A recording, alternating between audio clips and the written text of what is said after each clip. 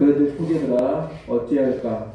너희가 모일 때에 각각 찬송시도 있으며 가르치는 말씀도 있으며 계시도 있으며 방언도 있으며 통역감도 있나니 모든 것을 덕을 세우기 위하여 하라.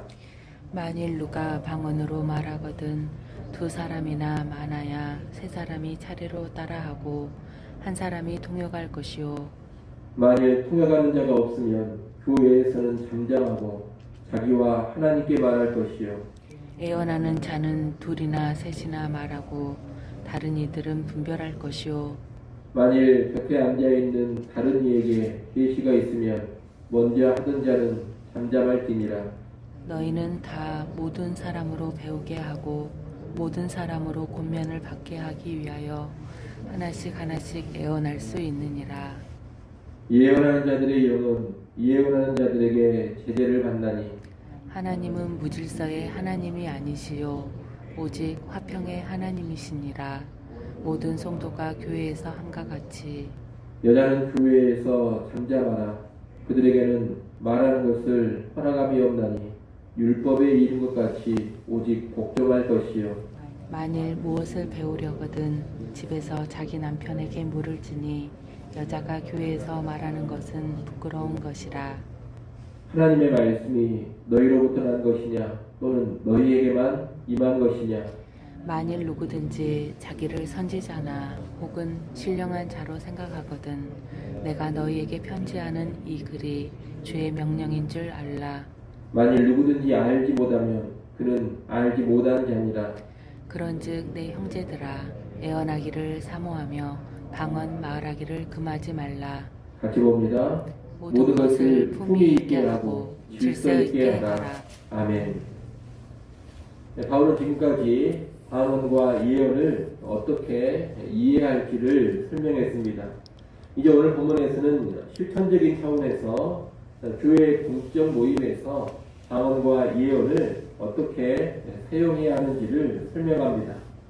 당시 교회가 공적으로 모이면 찬송시, 가르치는 말씀, 계시, 방언과 방언 통역 등이 있었습니다. 다양한 은사들이 사용되며 교회 공적 모임이 이루어진 것입니다. 바울은 26절에서 다양한 은사를 통해 다채롭게 활동하지만 덕을 세우기 위하여 하라고 합니다. 다양한 은사들은 교회의 사역을 다채롭게 하고 교회의 예배와 활동을 더욱더 풍성하게 만들어줍니다. 하지만 은사를 잘못 사용하면 오히려 교회를 혼란스럽게 하고 해를 끼칠 수 있습니다. 그래서 바울은 다양한 은사를 활용하되 모든 것을 덕을 세우기 위해 하라고 권면하는 것입니다. 이어 바울은 구체적으로 방언의 질서와 예언의 질서에 관해 말합니다. 27절, 28절 말씀은 방언의 질서입니다. 공적인 모임에서 방언을 할 때에는 너무 많은 사람들이 어수선하게 방언을 말하지 않도록 절제가 필요합니다. 그래서 두세 사람 정도만 순서를 따라 차례로 말하라고 합니다. 그리고 방언으로 말했으면 통역을 하라고 합니다. 혹시 방언 통역을 할 수 있는 사람이 없다면 공적인 모임에서는 방언을 하지 말고 개인적으로 기도할 때 자신과 하나님 사이에서만 방언을 하라고 합니다. 29절부터 33절까지 말씀은 예언의 질서입니다. 예언 역시 질서를 따라 해야 합니다. 방언의 경우처럼 예언하는 사람들도 두세 사람 정도만 말해야 합니다. 아울러 누군가 예언, 다시 말해 말씀을 선포하거나 가르칠 때 다른 사람들은 분별을 해야 합니다. 선포하고 가르치는 말씀, 예언으로 주어지는 말씀이 하나님의 뜻에 부합하는 것인가, 예수 그리스도와 사도들의 가르침에 어긋나지는 않는가, 이런 것을 분별하며 살펴야 한다는 겁니다. 한마디로 예언하는 자들은 다른 사람들에게 분별을 받아야 합니다. 분별이 필요하다는 것은 예언이라는 이름으로 행해지는 것을 무조건 다 받아들이고 믿을 것이 아님을 알게 해줍니다. 바른 예언이 있고 거짓된 예언이 있습니다. 바른 선포와 바른 가르침이 있고 잘못된 선포, 잘못된 가르침이 있다는 겁니다. 교회 공동체는 그런 것을 분별할 줄 알아야 합니다. 또한 어떤 사람이 예언하는 동안에 옆에 있던 다른 사람에게 계시가 있으면 먼저 예언하던 사람은 잠잠하고 다른 사람의 예언을 들어야 합니다. 이것은 예언하는 사람들이 자기가 하나님의 진리를 다 알고 있다는 그런 혼자만의 교만에 빠지지 않도록 하는 권면입니다. 한 사람이 하나님의 모든 뜻을 다 알고 모든 진리를 완전히 다 파악할 수가 없습니다. 그래서 다른 사람의 예언을 겸손히 들을 줄 알아야 하고 서로에게 듣고 배워야 합니다. 바울은 성도들은 모두가 다 서로 배우게 하고 권면을 받게 할 수 있다고 말합니다. 다시 말해 모든 성도는 서로 하나님의 말씀을 나누고 말씀으로 서로 권면할 수가 있다는 겁니다. 물론 교회에 주도적인 말씀 사역자들이 있고 예언의 은사를 주도적으로 활용하는 지도자들이 있습니다. 하지만 교회는 지도자들의 지도 가운데 모든 성도들이 서로 말씀을 나누고 말씀으로 돕고 권면할 수 있다는 것을 알아야 하겠습니다. 골로새서 3장 16절 말씀에 보더라도 하나님의 말씀이 풍성히 거하게 해서 모든 지혜로 피차 서로 간에 가르치며 권면하라 그렇게 권하고 있습니다. 교회 안의 성도들은 하나님 말씀에 깊이 잠기는 가운데 서로 얼마든지 가르치며 권면할 수가 있다는 겁니다. 이런 원리는 오늘날 목회자에게도 동일하게 적용이 됩니다. 오늘날은 보통 교회 목회자들이 예언의 역할을 감당하는데 담임 목사 한 사람이 모든 하나님의 뜻을 혼자서만 다 알고 있다고 생각을 하면 안 됩니다.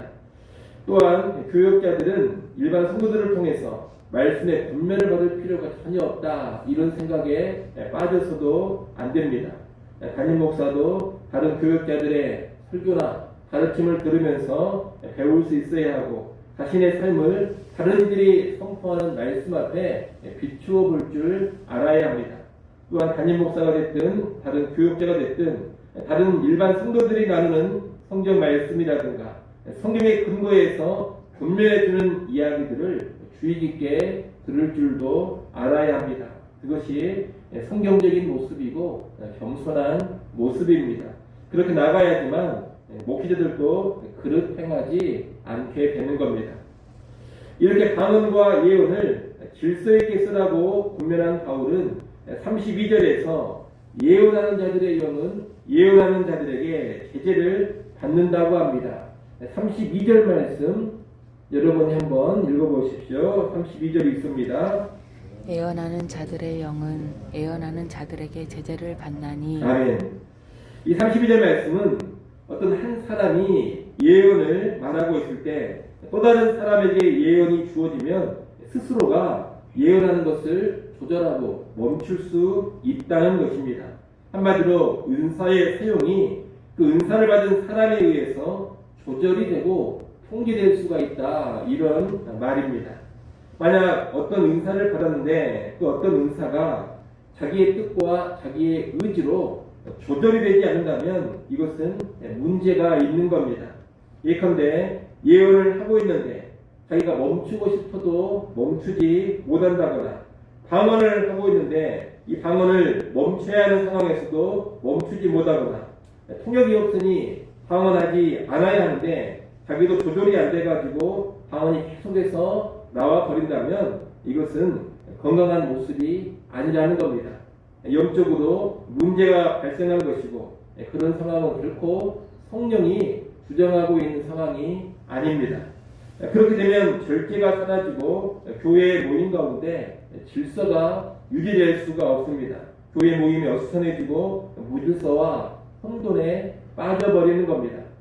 바울은 33절에서 하나님은 무질서의 하나님이 아니시오 오직 화평의 하나님이시라 이렇게 말합니다.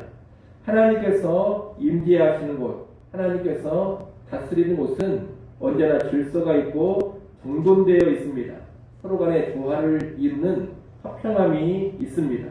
무질서와 혼돈, 어수선함은 하나님의 통치와 거리가 멉니다. 따라서 당연히 하나님의 임재가 있고 하나님이 주관하시는 예배 또 그런 모임이라면 질서 있고 정돈된 모습, 평안한 모습이 있어야 합니다. 예언이나 방언이 절제되지 않고 마구 퍼져나오고 각각의 성도가 자기 하고 싶은 대로 사방에서 예언하고 방언하고 있으면 그러한 것은 결코 참된 예배, 다른 교회 모임이 될 수 없는 겁니다. 만약 교회 공적 모임에서 정신을 잃어버릴 것 같은 사람들이 계속 소리를 지르고 있다거나 전체적인 예배 진행과 상관없이 혼자서만 계속 찬양을 해버린다거나 또는 예언이나 방언을 혼자서만 계속 해버리면 한마디로 통제가 되지 않는 모습을 보인다면 그것은 결코 성령께서 일하시는 것이 아닙니다. 그런 일들이 있을 때 성령님이 일하시는 것이니 가만히 놔둬야 된다 이런 반응을 보이면 대단히 무지한 것입니다. 그런 어수선한 모습은 속히 정리할 수 있어야 하는 겁니다.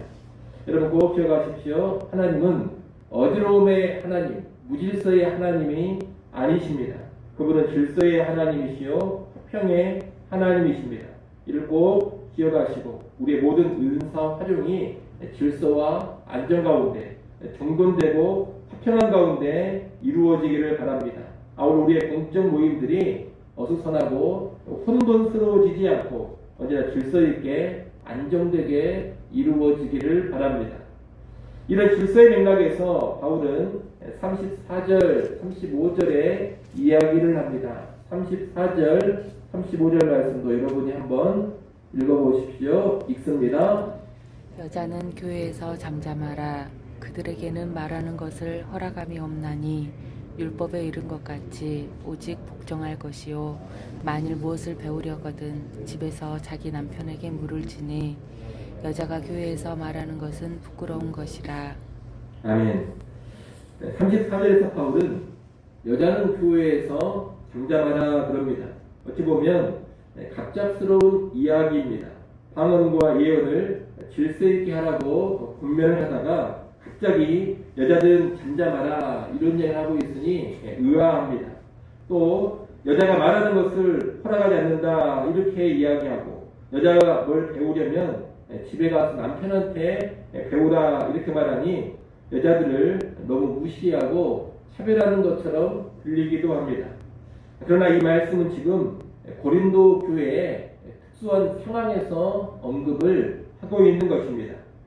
당시 고린도 교회 안에는 소위 신령한 은사를 받았다는 여자들이 활개를 치고 있었습니다. 이 여자들은 교회의 공적인 모임에서도 제어되지 않는 가운데 방언을 하고 예언을 하면서 모임을 혼돈스럽게 만들었습니다. 때로 고린도 교회 지도자들의 영적인 권위도 인정하지를 않고 자기도 은사를 받았다는 명목으로 자기 하고 싶은 대로 마음대로 행하곤 했습니다. 바울은 지금 그런 상황을 염두에 두고서 34절, 35절에 책망을 하고 있는 겁니다. 여자는 잠잠하라 했는데 바울은 이미 고린도전서 11장 5절에서 교회에서 여자가 기도하고 예언하는 것을 충분히 인정하고 있습니다. 따라서 오늘 본문에서 여자는 교회에서 잠잠하라 이렇게 말하는 것은 여자는 교회에서 아무 말도 해서는 안 된다 이런 뜻이 결코 아닙니다. 질서와 연관해서 교회 질서를 깨뜨리고 혼돈스럽게 하는 여자들, 영적인 권위를 대수롭지 않게 여기고 자기가 마치 대단한 사람이라 된 것처럼 행세하고 있는 그런 여자들에게 주는 책망입니다. 그런 여자들을 향해서 교회를 어지럽히지 말고 조용히 있어라. 성경은 권위가 남자에게 있음을 말하고 있으니 지도적인 위치에 서서 자꾸 말하게 하지 말고 권위 아래에 음손이 있는 법을 배워라. 먼저 남편의 권위 아래에 있는 법부터 가정에서 배워라. 이런 이야기를 하고 있는 겁니다. 한마디로 34절, 35절은 성경이 말하는 권위와 질서를 무시하고 자기 멋대로 행하면서 교회를 어수선하게 하고 있는 그런 여자들에게 주는 권면인 것입니다. 이 권면 역시 공적 모임의 질서와 화평을 위한 권면이라 하겠습니다. 바울은 이어지는 36절로 38절에서 이런 여자들을 비롯해 신령한 은사를 받았다며 한껏 교만해져서 교회를 어수선하게 하고 있는 사람들을 향해 말합니다. 너희에게만 하나님의 말씀이 임하고 너희만 하나님의 말씀을 잘 알고 있고 너희로부터만 하나님의 말씀이 나온다고 생각하지 말라는 겁니다.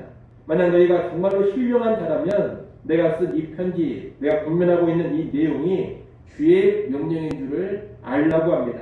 만약 이것을 모르고 지금까지 내가 하고 있는 권면을 무시한다면 그런 너는 신령한 자가 아니요 진정한 하나님의 사람이 아니라, 이런 이야기를 36절로 38절에서 하고 있습니다.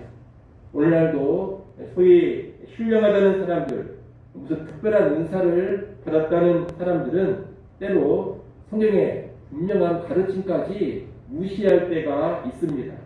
자기가 특별한 은사를 받았다 이런 교만에 한껏 빠져서 성경이 제시하는 가르침, 성경이 제시하는 권면인데도 불구하고 무시해 버리고 한다는 겁니다. 자기 은사, 자기 능력에 도취되어서 그러는 것인데, 바울의 이야기는 그런 사람이 있다면 그런 사람은 진짜 신령한 자가 아니다 이 말입니다. 결론적으로 바울은 39절, 40절에 이야기합니다. 39절, 40절 같이 한번 읽습니다. 그런즉 내 형제들아 예언하기를 사모하며 방언 말하기를 금하지 말라. 모든 것을 품위 있게 하고 질서 있게 하라. 아멘. 오늘 우리는 성령이 주시는 은사들을 무시하지 않아야 하고 바르게 활용할 줄을 알아야 합니다. 방언에 한계가 있지만 우리는 방언 말하는 것을 금지해서는 안 됩니다. 그 방언이 역시 성령의 은사이기 때문입니다. 그러나 방언보다 덕을 세우는 예언을 더 사모할 필요가 있습니다. 무엇보다 모든 은사는 사람 가운데 교회의 덕을 위해 질서와 화평 가운데 안정되고 아름다운 모습, 품위 있는 모습으로 나타나야 합니다. 이를 잘 기억하시고 우리는 언제나 바른 은사의 사용자이 되시고 우리 교회는 언제나 질서 있게 하나님의 은사가 나타날 수 있기를 간절히 소원합니다. 기도하겠습니다.